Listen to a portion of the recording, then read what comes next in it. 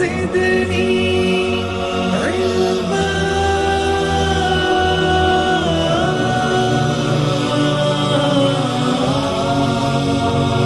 رب زدني علما.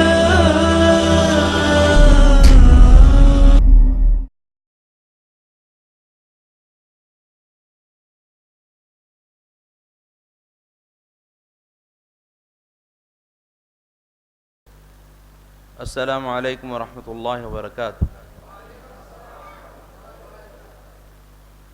الحمد للہ رب العالمین والصلاة والسلام علی اشرف الانبیاء والمرسلین وعلی آلہ واصحابہ اجمعین ومن تبعهم بإحسان إلى يوم الدین. اما بعد فقد قال اللہ تبارک وتعالی اعوذ باللہ من الشیطان الرجیم ثم لتسألن يومئذ عن النعیم. وقال النبی صلی اللہ علیہ وسلم کلکم راع وکلکم مسئول عن رعیتی. لائق صدر احترام صدر جلسہ محترم و مکرم عبد الرحمن فاروقی حفظہ اللہ، امیر شہری جمعیت اہل حدیث حیدرآباد و سکندرآباد، اور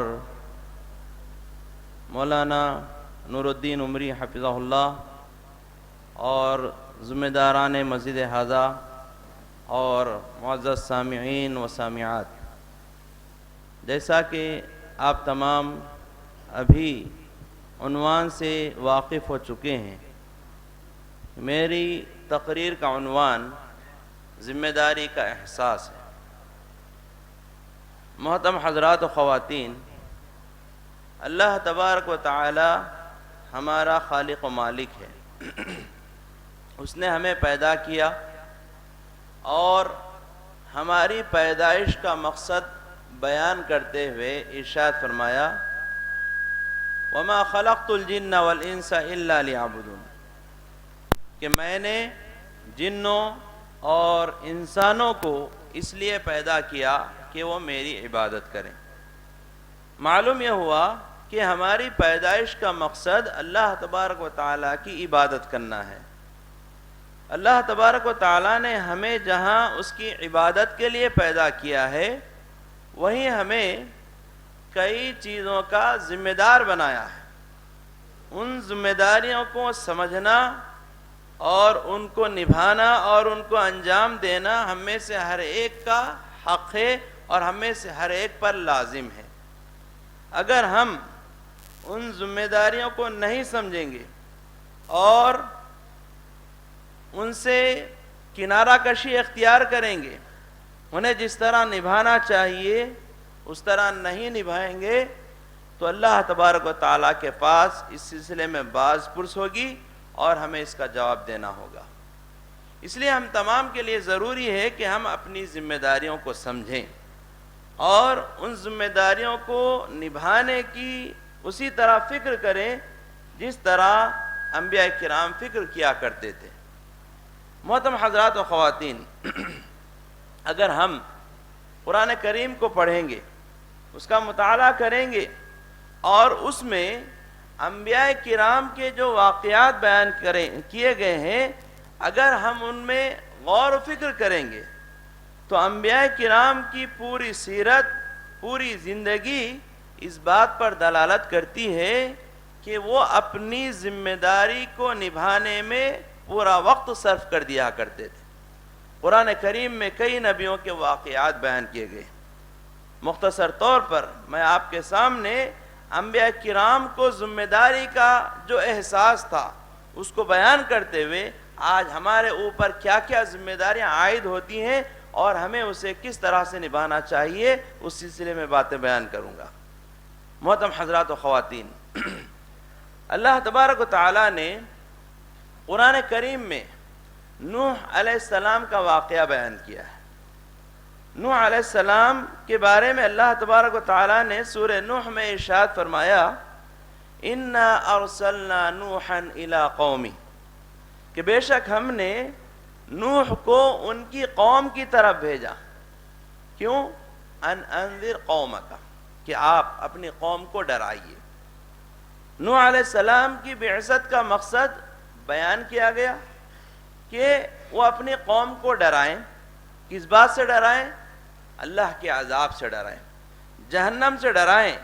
اس بات سے ڈرائیں کہ اگر وہ توحید کو نہیں اپنائیں گے، توحید کو نہیں اختیار کریں گے، ایک اللہ کی عبادت نہیں کریں گے، تو پھر وہ اللہ کے عذاب کے مستحق ہوں گے اور مرنے کے بعد ان کا ٹھکانہ جہنم ہوگا.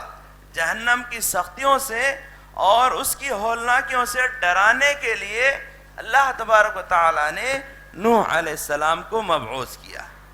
تو اللہ تعالیٰ نے نوح علیہ السلام کو یہ ذمہ داری سونپی کہ وہ انذار کا کام کرے، قوم کو ڈرائیں. چنانچہ سورہ نوح آپ پڑھیے.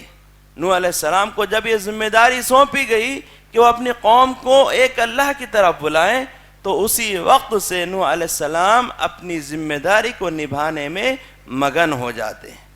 نوح علیہ السلام کہتے ہیں، کیا کہتے ہیں؟ کہ قال یا قوم انی لکم نذیر مبین، اے میری قوم کے لوگوں، میں تمہیں کھلا ڈرانے والا ہوں. ان اعبدوا اللہ واتقوہ واطیعون، کہ تم ایک اللہ کی عبادت کرو اور اس کی نافرمانی سے بچو اور میری اطاعت کرو.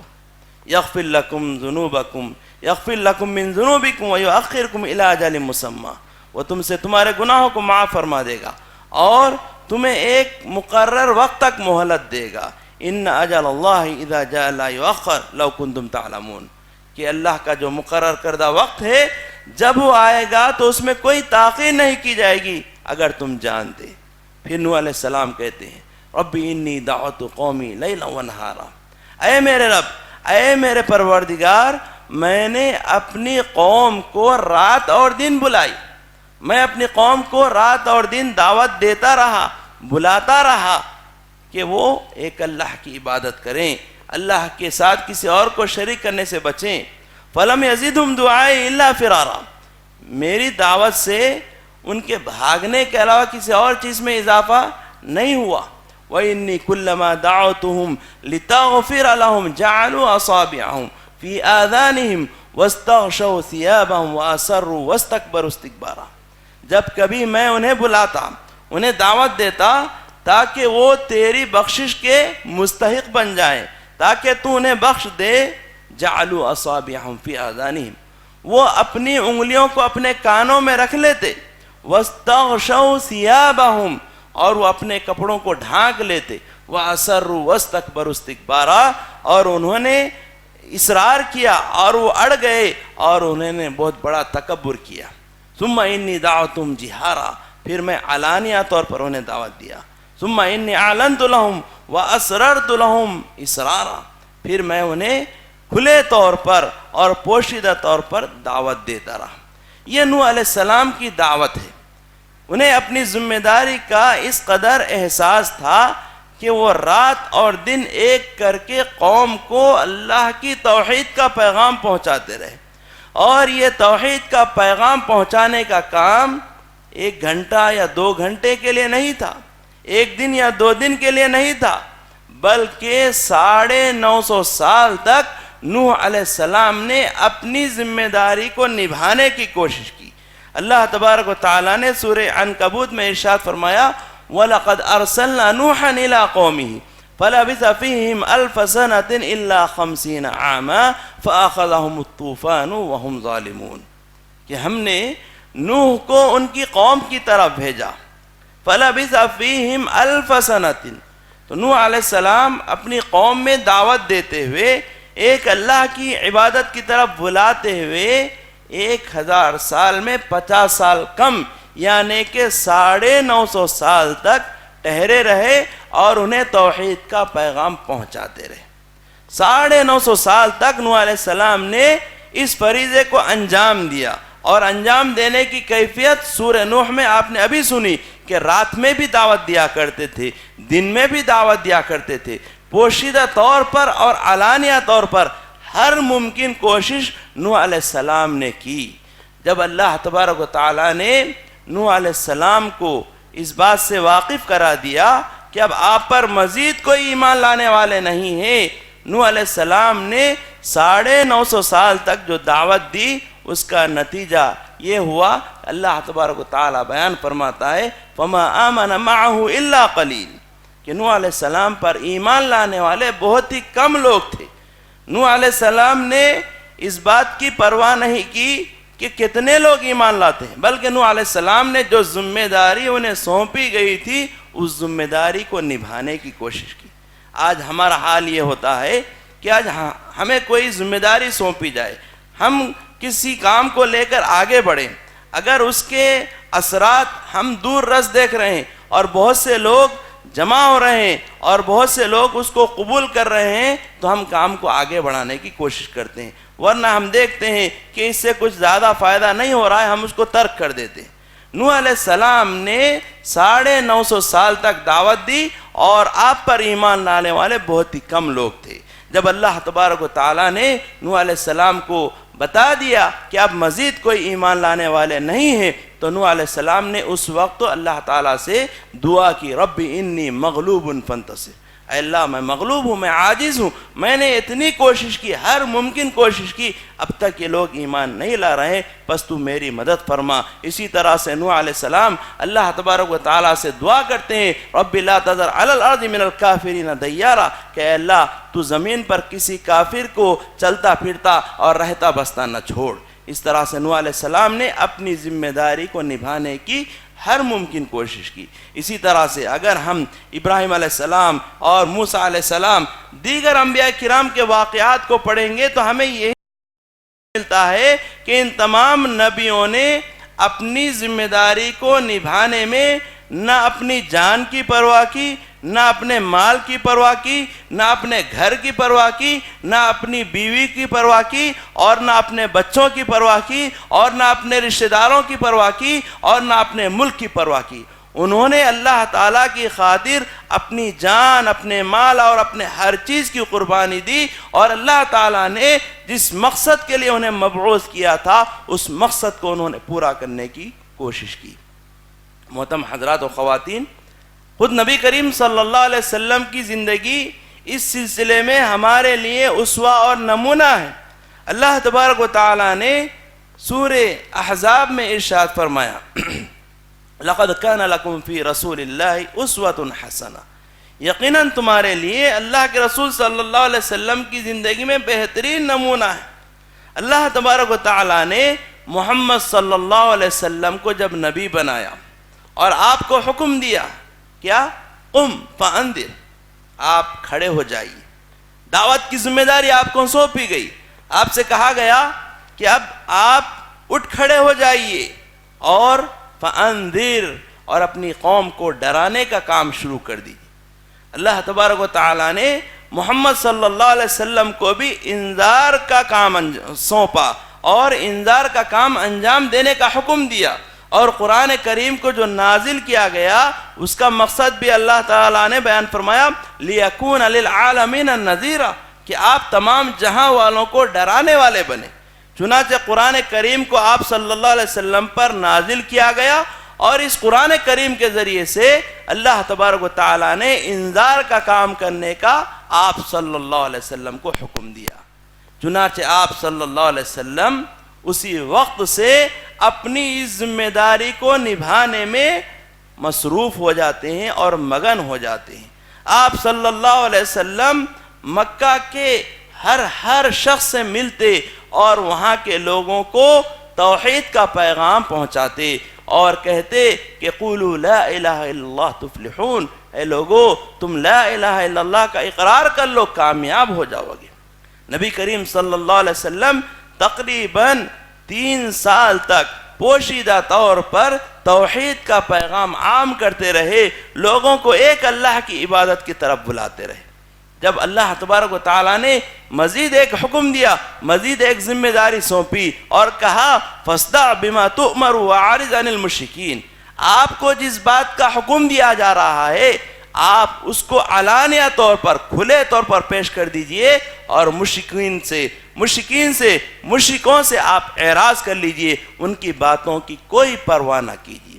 جیسے ہی نبی کریم صلی اللہ علیہ وسلم کو علانیہ طور پر دعوت اللہ کا فریضہ انجام دینے کا حکم دیا جاتا ہے تو نبی کریم صلی اللہ علیہ وسلم کوہ صفا پر کھڑے ہو جاتے ہیں، اور آپ کھڑے ہو کر جتنے بھی مکہ کے جو قبیلے تھے ان تمام کا نام لے کر پکارتے ہیں، یا بنی عبد مناف، یا بنی عبد شمس، یا بنو مطلب، اس طرح سے جتنے بھی قبیلے تھے ان تمام کو مخاطب کر کے آپ صلی اللہ علیہ وسلم کہتے ہیں، جب تمام لوگ جمع ہو جاتے ہیں آپ صلی اللہ علیہ وسلم فرماتے ہیں کہ لوگو بھلا بتاؤ، اگر میں تم سے کہوں کہ میں جس پہاڑ پہ ٹھہرا ہوا ہوں اس پہاڑ کے پیچھے ایک مسلح لشکر ہے، ایک مسلح لشکر ہے، ایک لشکر ہے جو ہتھیار سے لیس ہے، وہ تم پر حملہ کرنے والا ہے، تو کیا تم میری بات کی تصدیق کرو گے؟ تو تمام لوگ کہتے ہیں کہ ہاں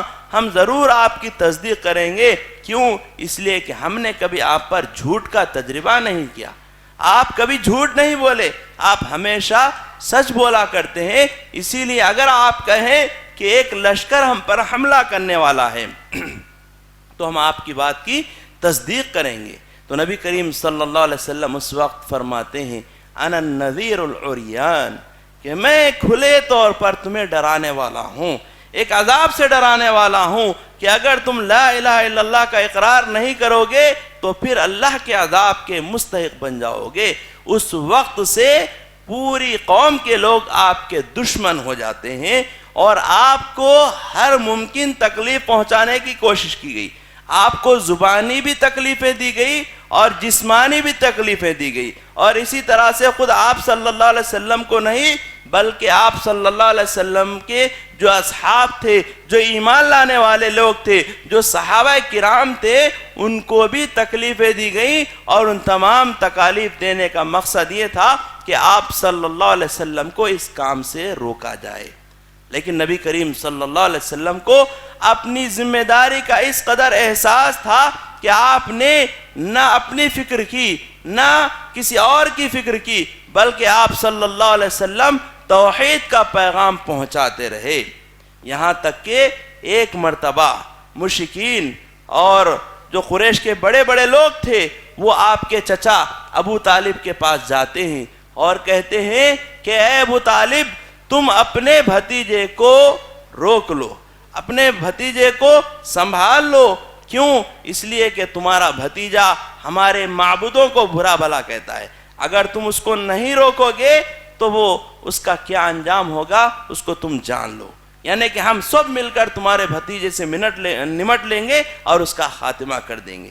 جب اس طرح سے مشرکین ابو طالب سے کہتے ہیں تو ابو طالب اپنے بھتیجے محمد صلی اللہ علیہ وسلم کو بلاتے ہیں اور کہتے ہیں کہ بھتیجے، اب پوری قوم کے لوگ میرے دشمن ہو چکے ہیں، میں مزید تکلیف کو برداشت نہیں کر سکتا، میں مزید تیری مدافعت نہیں کر سکتا، میں مزید تیرا بچاؤ نہیں کر سکتا، لہذا تو اس کام سے باز آ جا۔ اس وقت نبی کریم صلی اللہ علیہ وسلم اپنی ذمہ داری کا احساس دلاتے ہوئے، اپنی ذمہ داری کا احساس کرتے ہوئے کہتے ہیں کہ اے چچا جان، یہ لوگ اگر میرے ایک ہاتھ میں، میرے دائیں ہاتھ میں سورج اور بائیں ہاتھ میں چاند بھی لا کر رکھ دیں تو میں اس کام سے باز آنے والا نہیں ہوں، میں اس کام کو ضرور انجام دوں گا۔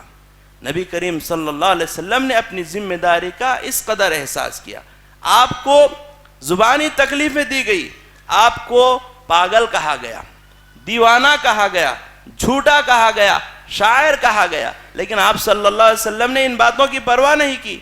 اگر آپ صلی اللہ علیہ وسلم کے مقام پر ہم ہوتے، اگر کوئی ہم کو گالی دیتا، کوئی پاگل کہتا، کوئی دیوانہ کہتا تو ہم جو ہے اس سے الجھ جاتے، اس سے لڑ لیتے اور یہ دیکھتے کہ لوگ ہمیں برا بھلا کہتے ہیں، ہم اس کام سے باز آ جاتے۔ لیکن نبی کریم صلی اللہ علیہ وسلم نے اللہ کی خاطر ان تمام باتوں کو سنا اور برداشت کیا، اور آپ نے ان باتوں کی پرواہ نہیں کی اور اپنے کام میں لگے رہے۔ اسی طرح سے آپ کو جسمانی تکلیفیں دی گئی، آپ جب نماز پڑھ رہے ہوتے تو آپ کے اوپر لا کر اونٹ کی اوجھڑی رکھ دی جاتی جس کی وجہ سے آپ اٹھ نہیں پاتے، لیکن آپ صلی اللہ علیہ وسلم نے اس تکلیف کو بھی برداشت کیا اور اپنے کام میں لگے رہے۔ یہاں تک کہ جب مکہ کے لوگ آپ پر ایمان نہیں لا رہے تھے تو آپ صلی اللہ علیہ وسلم نے اپنی ذمہ داری کو نبھانے کی خاطر مکہ سے باہر طائف کا سفر کیا، اور طائف کے لوگوں نے آپ صلی اللہ علیہ وسلم کے ساتھ جو سلوک کیا ہم میں سے اکثر لوگ جانتے ہوں گے۔ نبی کریم صلی اللہ علیہ وسلم جب طائف کو گئے اور وہاں کے لوگوں کو، وہاں کے سرداروں کو آپ صلی اللہ علیہ وسلم نے توحید کا پیغام پہنچایا تو وہ لوگ آپ کی بات کو سن کر قبول کرنے کے بجائے وہ آپ کے دشمن ہو گئے اور اوباشوں کو اور شریروں کو آپ کے پیچھے لگا دیا، جو آپ صلی اللہ علیہ وسلم کو پتھروں سے مارنے لگے، اور انہوں نے پتھروں سے اس قدر مارا کہ آپ کے جسم سے خون رسنے لگا، یہاں تک کہ آپ کے جوتوں میں خون جمع ہو گیا اور آپ صلی اللہ علیہ وسلم بے ہوش ہو گئے۔ اس قدر آپ کو تکلیفیں دی گئی، لیکن آپ صلی اللہ علیہ وسلم اپنی ذمہ داری میں لگے رہے اور اپنی ذمہ داری کو نبھانے کی آپ صلی اللہ علیہ وسلم کوشش کرتے رہے۔ جب بھی حج کا موسم آتا اور لوگ دور دراز سے سفر کر کے حج کرنے کے لیے آتے تو آپ صلی اللہ علیہ وسلم جو مکہ میں جو بازار تھے، سوق عکاظ وغیرہ، وہاں جاتے اور لوگوں کو توحید کا پیغام پہنچا کرتے تھے۔ یہ نبی کریم صلی اللہ علیہ وسلم کو اپنی ذمہ داری کا احساس تھا، اور آپ صلی اللہ علیہ وسلم کو ذمہ داری کا جو احساس تھا اللہ تعالیٰ نے قرآن کریم میں کئی آیتوں میں بیان فرمایا۔ سورہ شعراء میں اللہ تعالیٰ نے فرمایا لعلک باخع نفسک الا یکونوا مؤمنین، شاید کہ آپ اپنے آپ کو ہلاک کر لیں گے اس بات کی بنا پر کہ لوگ ایمان نہیں لا رہے۔ سورہ کہف میں کہا گیا فلعلک باخع نفسک علی آثارہم ان لم یؤمنوا بہذا الحدیث اسفا، شاید کہ آپ اپنے آپ کو ان کے پیچھے ہلاک کر دیں گے اس بات کی بنیاد پر کہ یہ لوگ اس حدیث پر یعنی قرآن کریم پر ایمان نہیں لا رہے، افسوس کرتے ہوئے آپ صلی اللہ علیہ وسلم اپنے آپ کو ہلاک کر دیں گے۔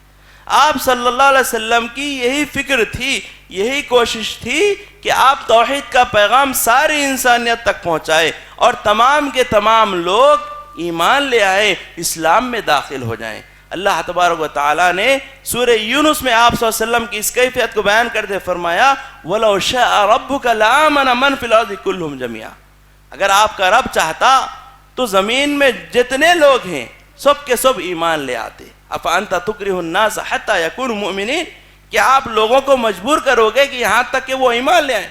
آپ صلی اللہ علیہ وسلم کی یہ کیفیت تھی، آپ یہ چاہتے تھے کہ تمام کے تمام لوگ ایمان لے آئیں، اور لوگوں کے ایمان نہ لانے سے آپ کو تکلیف ہوتی تھی، آپ کو رنج ہوتا تھا۔ اسی لیے سے اللہ تبارک و تعالیٰ نے قرآن کریم میں کئی آیتوں میں بیان فرمایا وَلَا تَكُنْ فِي ضَيْقٍ مِّمَّا يَمْكُرُونَ، یہ لوگ جو سازشیں کرتے ہیں، یہ لوگ جو ایمان نہیں لاتے ہیں، یہ آپ کی جو بات نہیں قبول کرتے ہیں، آپ اس کی وجہ سے تنگی میں مبتلا نہ ہوں، آپ پریشان نہ ہو، رنجیدہ نہ ہو، کبیدہ خاطر نہ ہو، بلکہ آپ اپنے کام میں لگے رہیں۔ محترم حضرات، نبی کریم صلی اللہ علیہ وسلم کو اپنی ذمہ داری کا احساس جہاں آپ کو اپنی دنیاوی زندگی میں تھا، وہیں پر اخروی زندگی کے بارے میں بھی آپ صلی اللہ علیہ وسلم کو اپنی ذمہ داری کا احساس تھا۔ اسی لیے نبی کریم صلی اللہ علیہ وسلم نے جب مکہ فتح ہو گیا اور سن 10 ہجری میں آپ نے حج کیا تو حج میں میدان عرفات میں آپ نے تمام صحابہ کرام کو مخاطب کر کے فرمایا وَإِنَّكُمْ تُسْأَلُونَ عَنِّي يَوْمَ الْقِيَامَةِ فَمَا أَنْتُمْ قَائِلُونَ، تم سے میرے بارے میں پوچھا جائے گا، سوال کیا جائے گا، تو تم میرے بارے میں کیا جواب دو گے؟ تو تمام صحابہ کرام نے اس وقت کہا نَشْهَدُ أَنَّكَ قَدْ بَلَّغْتَ وَأَدَّيْتَ وَنَصَحْتَ، ہم گواہی دیں گے کہ آپ نے پہنچا دیا، یعنی رسالت کو پہنچا دیا۔ اللہ نے جس مقصد کی خاطر آپ کو مبعوث کیا تھا آپ نے اس کو پہنچا دیا۔ قد بلغتا یعنی قد بلغتا رسالہ، آپ نے رسالت کو پہنچا دیا۔ وَأَدَّيْتَ، اور آپ نے ادا کر دیا، یعنی ادیت الامانہ، آپ نے امانت کو ادا کر دیا، جو امانت آپ کو دی گئی تھی آپ نے اس کو ادا کر دیا۔ وَنَصَحْتَ یعنی نصحت الامہ، اور آپ نے امت کی خیر خواہی کر دی، یعنی آپ صلی اللہ علیہ وسلم نے لوگوں کو وہ تمام باتیں بیان کر دی جو انہیں جنت میں لے جانے والی ہیں، ان تمام چیزوں سے روکا اور منع کر دیا جو انہیں جہنم میں لے جانے والی ہیں۔ تو نبی کریم صلی اللہ علیہ وسلم کو اس قدر اپنی ذمہ داری کا احساس تھا۔ اسی بات کو اللہ تبارک و تعالیٰ نے سورہ نساء میں بھی بیان فرمایا ایک مرتبہ نبی کریم صلی اللہ علیہ وسلم نے عبداللہ ابن مسعود رضی اللہ عنہ سے کہا کہ وہ سورہ نساء کی تلاوت کرے. چنانچہ عبداللہ ابن مسعود رضی اللہ عنہ سورہ نساء کی تلاوت کر رہے تھے اور آپ صلی اللہ علیہ وسلم اسے سن رہے تھے. جب عبداللہ ابن مسعود رضی اللہ عنہ سورہ نساء کی یہ آیت فَكَيْفَ إِذَا جِئْنَا مِن كُلِّ أُمَّةٍ بِشَهِيدٍ وَجِئْنَا بِكَ عَلَى هَؤُلَاءِ شَهِيدًا، بس اس وقت کیا حال ہوگا جبکہ ہم ہر امت میں سے ایک گواہ کو لائیں گے. فَكَيْفَ إِذَا جِئْنَا مِن كُلِّ أُمَّةٍ بِشَهِيدٍ، ہم اس وقت جب ہر امت میں سے ایک گواہ کو لائیں گے اور ان تمام گواہوں پر آپ کو گواہ بنائیں گے، اس وقت کیا حال ہوگا. تو آپ صلی اللہ علیہ وسلم اپنی ذمہ داری کا احساس کرتے ہوئے اس وقت گواہی کی فکر کرتے ہوئے رونے لگے اور آپ کی آنکھوں سے آنسو جاری ہو گئے، یہاں تک کہ صحابہ عبداللہ ابن مسعود رضی اللہ عنہ سے کہتے ہیں کہ خاموش ہو جاؤ. نبی کریم صلی اللہ علیہ وسلم کو اس قدر اپنی ذمہ داری کا احساس تھا اور آپ نے کما حق ہو اپنی ذمہ داری کو نبھایا اور پورا کر دیا، یہاں تک کہ اللہ تبارک و تعالیٰ نے خود اس بات کی گواہی سورہ مائدہ میں دیتے ہوئے فرمایا اليوم اکملت لکم دینکم واتممت علیکم نعمتی ورضیت لکم الاسلام دینا، کہ میں نے آج کے دن تمہارے دین کو مکمل کر دیا اور تم پر اپنی نعمت کو تمام کر دیا اور تمہارے لیے دین اسلام سے راضی ہو گیا. اللہ تبارک و تعالیٰ نے نبی کریم صلی اللہ علیہ وسلم کو جو ذمہ داری دی تھی، آپ صلی اللہ علیہ وسلم نے اس ذمہ داری کو نبھایا.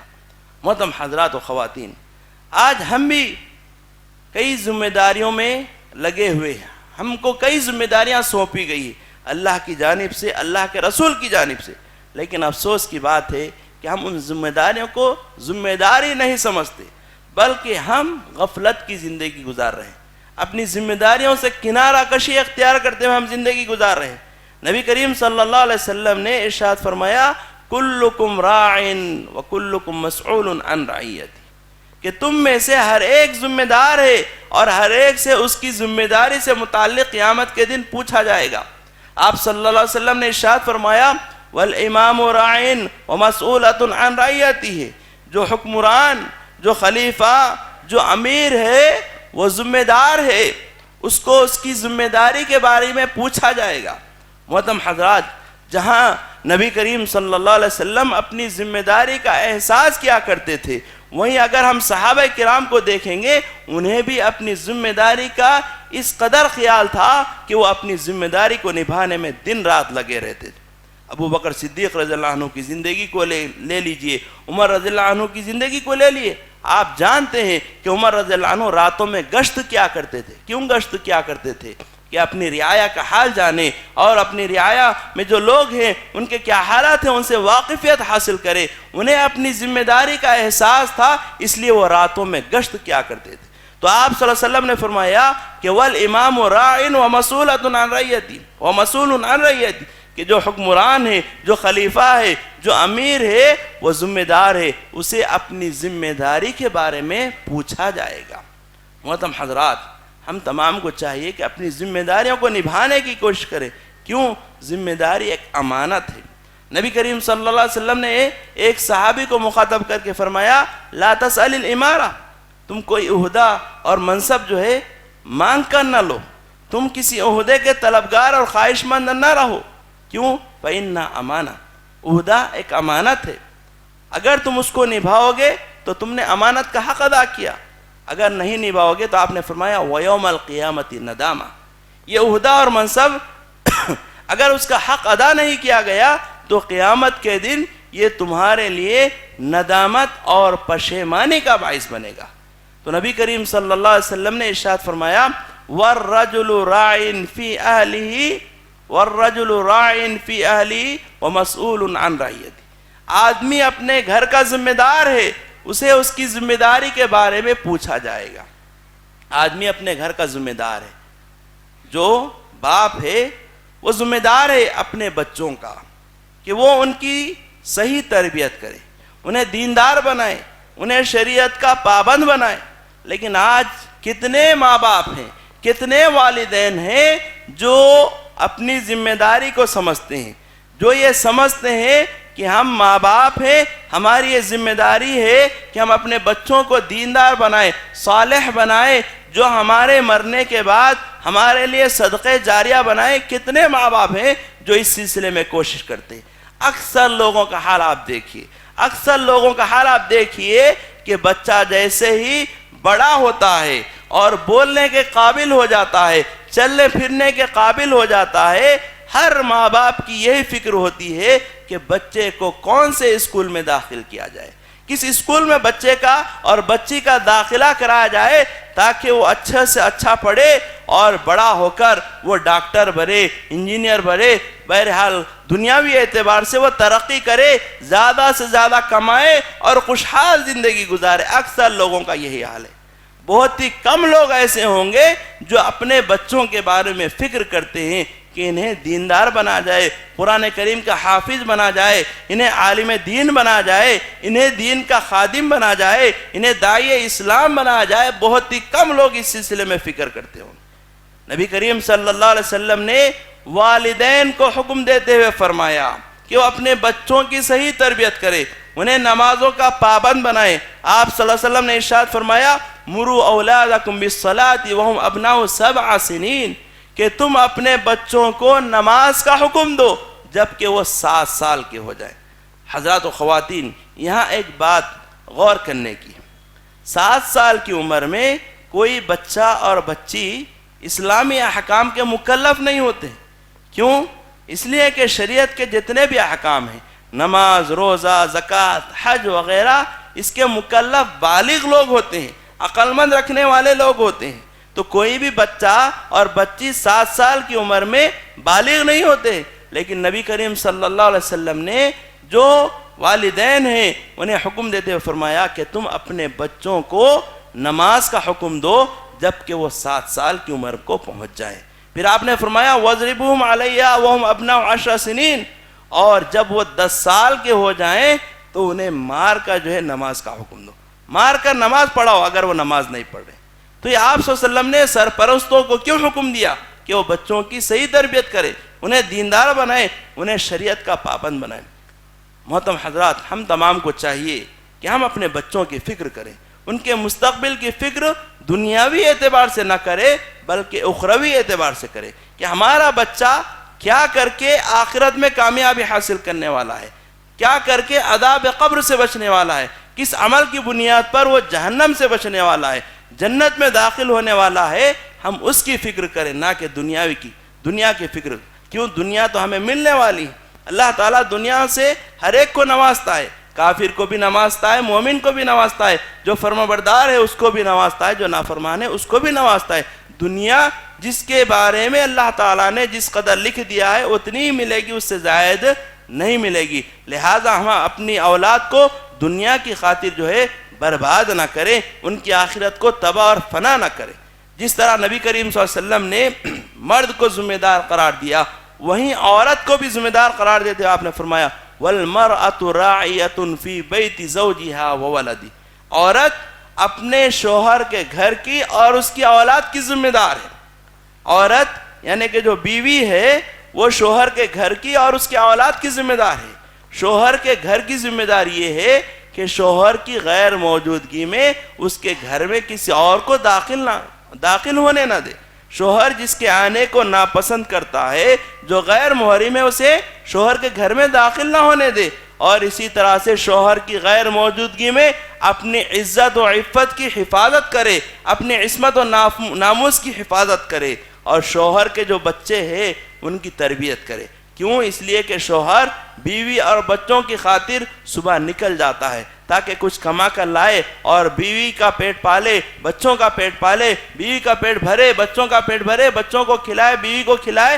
اس فکر میں صبح ہوتے ہی شوہر جو ہے نکل جاتا ہے۔ تو بیوی کی یہ ذمہ داری ہوتی ہے کہ وہ بچوں کی صحیح تربیت کرے۔ لیکن افسوس صد افسوس، آج ہم میں سے اکثر لوگوں کے گھروں میں ٹی وی کی شکل میں ایک شیطان موجود ہے، جس میں اکثر عورتیں مصروف اور مگن ہو جاتی ہیں اور بچوں کی تربیت کی کوئی فکر نہیں ہوتی۔ ابھی آپ کے سامنے ایک چھوٹا سا بچہ اللہ تعالیٰ کے جو اسماء حسنی ہیں بیان کیا، اس کے اندر یہ کیفیت کیسے پیدا ہوئی، اس بچے نے یہ نام کیسے یاد کیے، اس کے ماں باپ نے اس کے بارے میں کوشش کی، فکر کی کہ بچے کو دیندار بنا جائے. تو اس چھوٹا سا بچہ اللہ تعالیٰ کے مکمل جو 99 نام ہیں ترجمے کے ساتھ آپ کے سامنے بیان کیا. اگر ہم میں سے ہر ایک یہی فکر کریں گے، اپنے بچوں کو دیندار بنائیں اور اسی طرح سے دین کا پابند بنائیں، تو آج معاشرے میں جو فتنہ اور فساد ہے وہ تمام کے تمام فتنہ اور فساد ختم ہو جائے گا اور معاشرہ امن اور سلامتی کا گہوارہ بن جائے گا.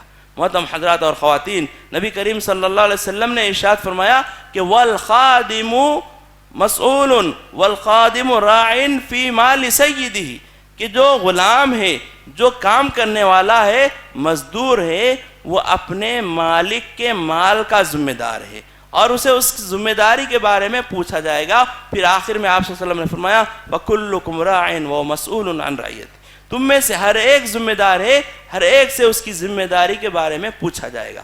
یہ ذمہ داریاں اپنی جگہ ہے، اس کے علاوہ جتنے بھی دینی احکام ہیں وہ ہمارے ذمے ہیں، انہیں ادا کرنا، انہیں انجام دینا یہ ہماری ذمہ داری ہے.